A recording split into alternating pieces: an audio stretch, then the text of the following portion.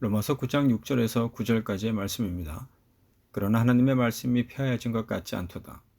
이스라엘에게서 난 그들이 다 이스라엘이 아니요 또한 아브라함의 씨가 다 그의 자녀가 아니라 오직 이삭으로부터 난 자라야 내 씨라 불리리라 하셨으니 곧 육신의 자녀가 하나님의 자녀가 아니요 오직 약속의 자녀가 씨로 여기심을 받느니라.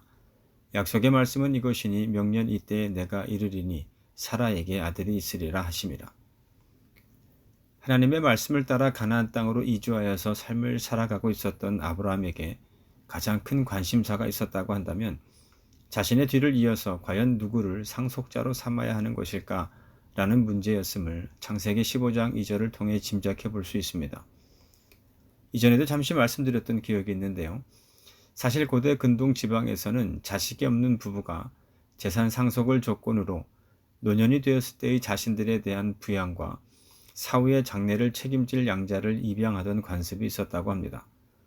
그래서 아브라함도 이러한 관습에 따라 자기 집에서 태어나서 자란 가장 신임받는 종 다메섹 사람 엘리에셀을 자신의 상속자로 삼고 싶다는 생각을 하나님께 고하는 장면이 바로 창세기 15장 3절 말씀인데요. 이 3절의 말씀에서 우리가 주목해서 보아야 할 것은 아브라함이 엘리에셀을 자신의 상속자로 정하게 된 이유가 다름이 아닌 하나님께서 이전에 자신에게 약속하여 주신 씨를 주시지 않았기 때문이라는 것이었습니다. 창세기 12장 2절 말씀에서와 같이 하나님께서는 고향 땅에서 아버지 및 친척들과 함께 살아가고 있던 아브라함에게 그러한 고향을 떠나서 하나님께서 보여주실 땅으로 가라는 말씀과 함께 아브라함으로 큰 민족을 이루게 하시겠다는 약속의 말씀을 해 주셨습니다. 뿐만 아니라 창세기 13장과 15장에서도 자손을 주시겠다는 하나님의 말씀, 그것도 셀 수 없을 정도로 많은 자손을 주시겠다는 하나님의 약속의 말씀이 계속해서 반복되고 있음을 볼 수 있는데요. 하지만 아브라함이 현재 마주하고 있는 창세기 15장에서의 현실은 하나님께서 주신 약속의 말씀과는 거리가 있었습니다. 하나님으로부터 약속의 말씀을 받았던 75세로부터 얼마간의 시간이 흘러갔는지는 자세히 알 수는 없지만 아브라함이 더욱 나이를 먹었다는 사실 외에는 크게 달라진 것이 없었다는 의미입니다. 그러한 때에 하나님께서 환상 가운데 아브라함에게 하신 말씀이 두려워하지 말라는 말씀이었습니다. 그렇다면 하나님께서는 아브라함을 향하여 과연 무엇을 두려워하지 말라는 말씀을 하신 것일까요? 앞선 창세기 13장과 14장에 기록된 말씀을 통해 생각해 볼 수 있는 것은 가나안 땅까지 함께 동행하였지만 서로 소유가 많아 함께 살 수가 없어서 서로가 헤어져야 했고 그래서 소돔 땅에 터전을 삼고 살아가던 조카 롯이 전쟁 포로로 잡혀가게 되면서 그로 인해 그돌라오멜 연합군을 상대로 치러야 했던 전쟁과 연관이 있었을 것이라는 생각입니다. 물론 아브라함은 이 전쟁에서 하나님의 도우심으로 승리하였지만 그 후에 있을지도 모를 열국의 복수를 두려워하였을 것이라는 것이죠. 이는 아브라함을 향하여 나는 네 방패요 라는 하나님의 말씀을 통해 잘 나타나고 있습니다. 이는 나는 네 방패요 라는 하나님의 말씀이 그 어떠한 환난이나 위험 가운데서도 아브라함을 안전하게 보호해 주시겠다는 것을 의미하고 있기 때문입니다. 또 다른 관점에서 생각해 볼 수 있는 것은 땅을 주실 것과 후손을 약속하신 하나님께서 계속해서 침묵하고 계신 상황에서 아브라함이 인간적인 두려움, 곧 어떠한 상속자도 없이 죽음을 맞이하게 될 수도 있겠다는 위기감에 휩싸여 있었기 때문이라는 생각입니다. 이는 1절 말씀에서 내가 너의 지극히 큰 상급이라는 말씀, 곧 매우 큰 상을 주시겠다는 하나님의 말씀에 대하여 2절 말씀에서 무엇을 내게 주시려 하나이까? 라는 아브라함의 반문과 자신의 상속자로 엘리에셀을 지목하고 있는 장면을 통해 잘 나타나고 있습니다. 물론 이러한 아브라함의 태도는 그가 하나님을 향한 믿음이 없었기 때문이라기보다는 하나님의 뜻을 온전히 이해하지 못한 데서 온 아브라함의 섣부른 판단이며 결정임을 알 수 있습니다. 그래서 이어지는 4절 말씀을 통해 하나님께서는 다시 한번 당신이 아브라함에게 주신 약속의 말씀, 곧 자손을 주시겠다는 말씀이 무엇을 의미하는가를 좀 더 자세하고도 분명하게 말씀하시고 계심을 볼 수 있습니다. 그리고 6절 말씀은 하나님의 말씀이 그렇게 이루어질 것임을 믿었던 아브라함의 믿음을 기록하고 있습니다. 하지만 이어지는 16장에서의 아브라함의 모습은 어떠한가요? 창세기 12장으로부터 10년이 넘는 시간들이 흘러가고 있었지만 여전히 달라진 것은 없었습니다. 그러한 상황 가운데 아브라함과 사라가 취하였던 방법이 사라의 여종 하갈을 통해 이스마엘이라고 하는 아들을 얻는 것이었습니다. 하나님의 뜻을 온전히 이해하지 못하였기에 다시금 실수를 범하고 있는 아브라함의 모습이라 할 수 있을 텐데요. 이러한 때의 창세기 17장은 언약의 표징으로서의 할례를 행하라는 하나님의 말씀과 아브라함과 사라의 이름을 바꿔주심을 통하여서 또한 태어날 아들의 이름을 이삭으로 하라는 말씀을 통하여서 하나님께서는 당신이 하신 말씀을 반드시 이루어 주시는 분임을 믿어야 함을 계속해서 말씀하고 있음을 보게 됩니다. 그런데 이러한 아브라함의 이야기를 통해서 우리가 깨달아야 할 것이 있는데요. 하나님께서 누군가와 약속을 맺으셨다는 것은 그것이 곧 그 사람에게 주어진 하나님의 뜻이라는 것이고 하나님께서는 그러한 당신의 뜻을 반드시 그에게 이루어 주실 것이라는 사실입니다. 그렇기 때문에 그 약속을 받은 이가 관심을 가져야 할 것은 하나님께서 그 약속을 언제 이루어 주실 것인가에 대한 것이 아니라 약속의 말씀을 받은 내가 하나님께서 그 약속을 이루어 주시기까지 마땅히 살아가야 할 삶의 모습이어야 함을 알 수 있습니다. 만일 하나님께서 당신이 하신 말씀을 꼭 이루어 가시는 분이심을 믿는다라고 한다면 그 믿음과 함께 흔들림이 없는 삶을 살아가야 한다는 의미입니다. 설사 두려움이 생기고 어려움에 시달린다 할지라도 그 믿음을 지켜나가야 한다는 것이죠. 창세기 16장에서의 아브라함이 그러했던 것처럼 하나님의 말씀이 아닌 사라의 말을 따라서 행함으로 하나님의 뜻을 이루고자 하는 어리석음과 교만을 범하여서는 안 된다는 뜻입니다. 인내를 온전히 이루라. 이는 너희로 온전하고 구비하여 조금도 부족함이 없게 하려 함이라는 야고보서 1장 4절의 말씀처럼 주어진 삶 속에서 그 믿음을 지켜나가야 한다는 것이 의미하는 것은 사람의 방법을 통하여 하나님의 뜻하심을 가로막는 것이 아닌 하나님의 뜻과 그 말씀하심이 이루어지기까지 인내하여야 함을 의미합니다. 그렇다면 여기서 인내하여야 한다는 것은 과연 우리가 어떻게 하여야 함을 가리키고 있는 것일까요? 신약성경 누가복음 8장 4절 이하에 기록된 말씀은 4가지 땅에 떨어진 씨 비유에 관한 말씀을 기록하고 있습니다. 우리가 잘 알고 있는 것처럼 씨를 뿌리는 자가 그 씨를 뿌리러 나가서 뿌렸는데 더러는 길가에 떨어져서 밟히며 공중의 새들의 먹이가 되어버렸고 또 더러는 바위 위에 떨어짐에 싹이 났다가 습기가 없으므로 말라버렸고 또 더러는 가시떨기 속에 떨어짐에 가시가 함께 자라서 기운을 막았고 또 더러는 좋은 땅에 떨어짐에 자라서 100배의 결실을 하였다는 말씀입니다. 그리고 이어지는 9절 이하의 말씀을 통해 이 비유의 말씀에 대한 예수님의 설명을 마주하게 되는데요. 과연 예수님께서 이 비유의 말씀을 통해서 우리에게 가르쳐 주시고자 했던 것은 무엇이었을까요? 누가복음 8장 11절에서 15절 말씀입니다.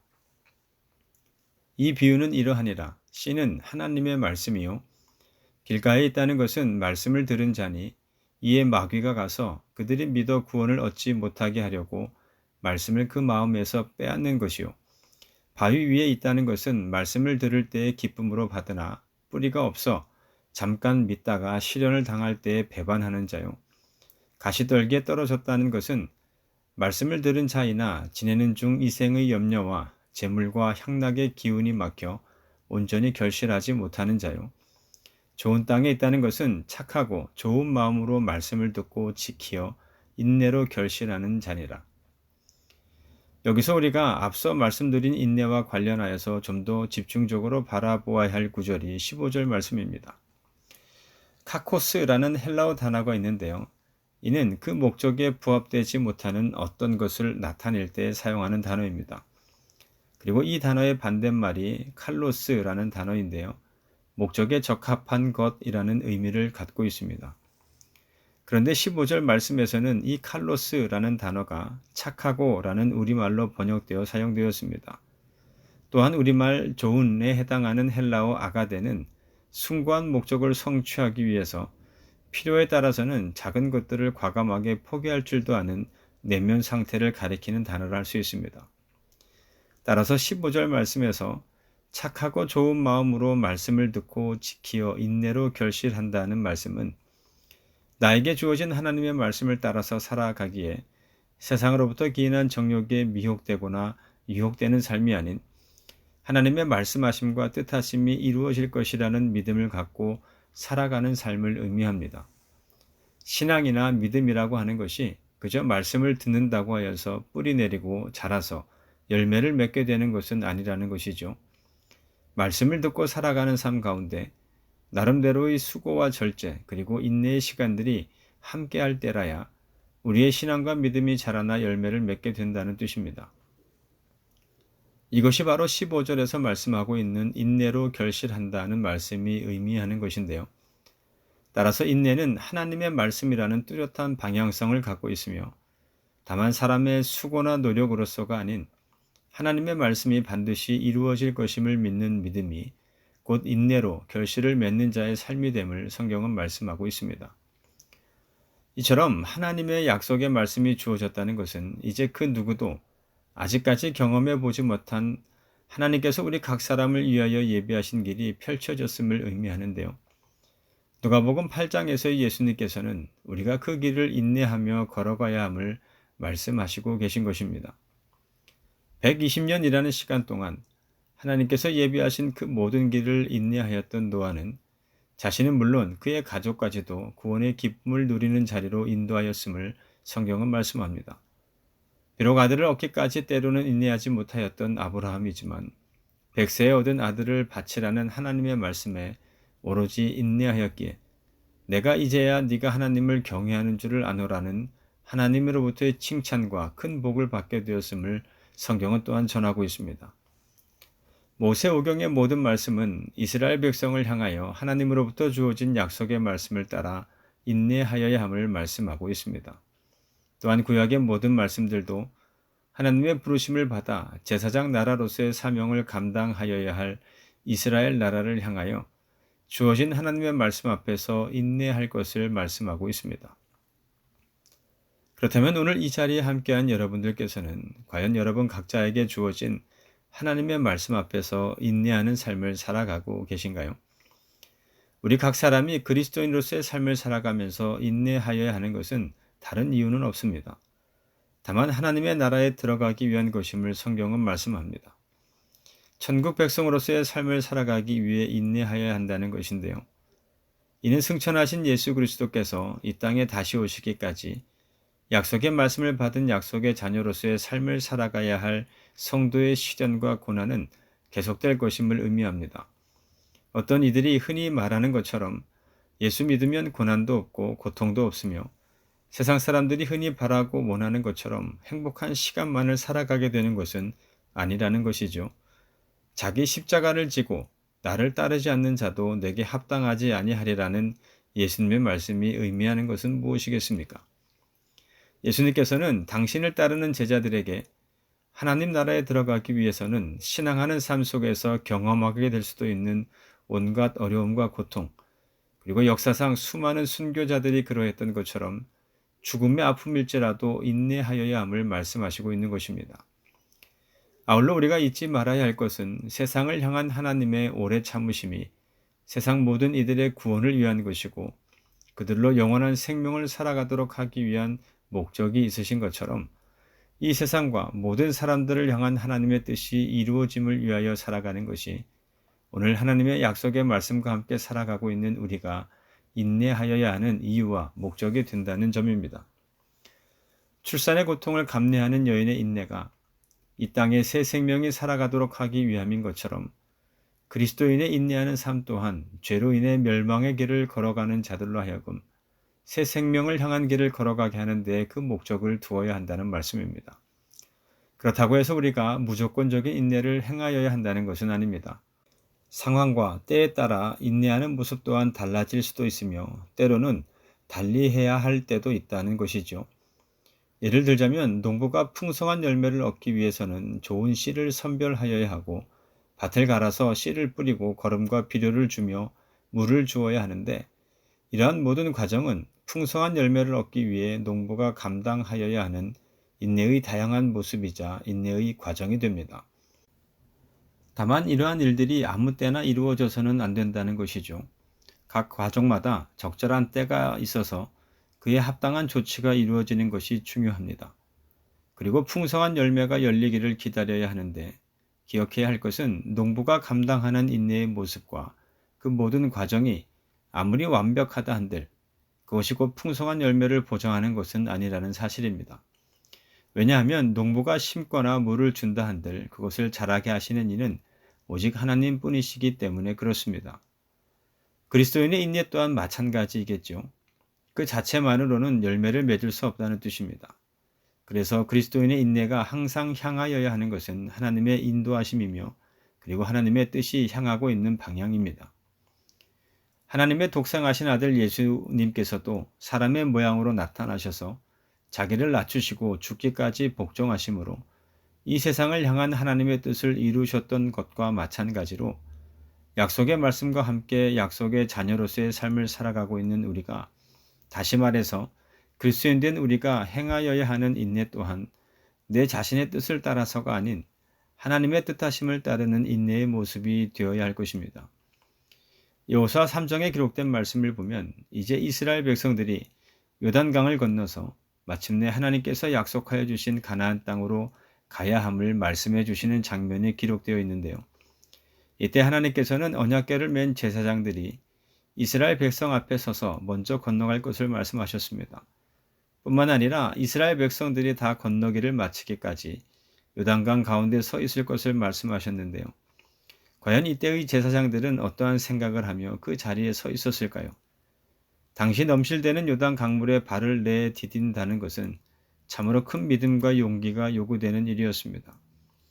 이스라엘 백성들에게만이 아닌 언약궤를 맨 제사장들에게도 동일하게 요구되는 일이었다는 의미인데요.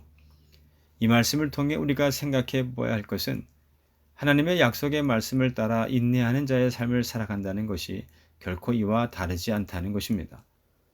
때로 하나님께서 우리로 하여금 이해되지 않는 길을 걷게 하실지라도 혹은 정말로 원하지 않는 자리에 머물러 서 있어야 함을 말씀해 주실지라도 우리가 정말로 하나님을 신뢰하는 자들이라고 한다면 우리에게 주시는 말씀을 따라 믿음으로 담대하게 그 길에서 그리고 그 모든 자리에서 인내하여야 한다는 의미입니다. 넘실대는 강에 첫 발을 내디뎌야 했던 제사장들과 같이 아무도 가보지 않은 길이라서 두렵고 떨릴지라도 약속의 땅 가나안으로 마침내 모든 사람을 인도하여 주실 것임을 믿기에 앞으로 나아갈 수 있는, 그래서 다른 이들에게 길을 안내해 줄 수 있는 용기 있는 믿음의 삶이 곧 약속의 말씀을 믿으며 살아가고 있는 그리스도인 된 우리 모두가 2023년 한 해의 시간 가운데 감당해 나가야 할 인내하는 삶의 모습임을 믿는 우리 모두가 되시기를 바랍니다.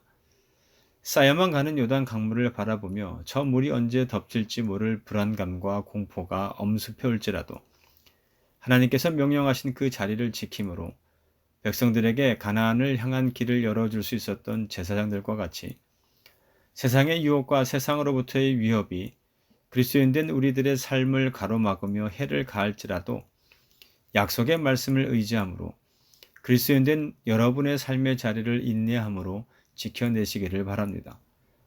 우리가 약속의 말씀과 함께 살아가는 약속의 자녀로서 세상 가운데서 인정받을 수 있는 길은 오직 한 길밖에는 없습니다. 오직 믿음으로 하나님께서 우리 모두를 인도하시는 그 길을 인내함으로 걸어가는 것이며 또한 말씀에 순종하는 삶을 살아가는 것입니다. 그래서 그러한 삶을 통해 그 가야 할 길을 알지 못하는 여러분의 가족들에게, 주변 이웃들에게, 그리고 이 세상 사람들에게 하나님 나라를 향한 그 길을 안내하는 올 2023년 한 해의 삶을 더욱 힘차게 살아나가는 함께한 우리 모두가 되시기를 주님의 이름으로 축원합니다.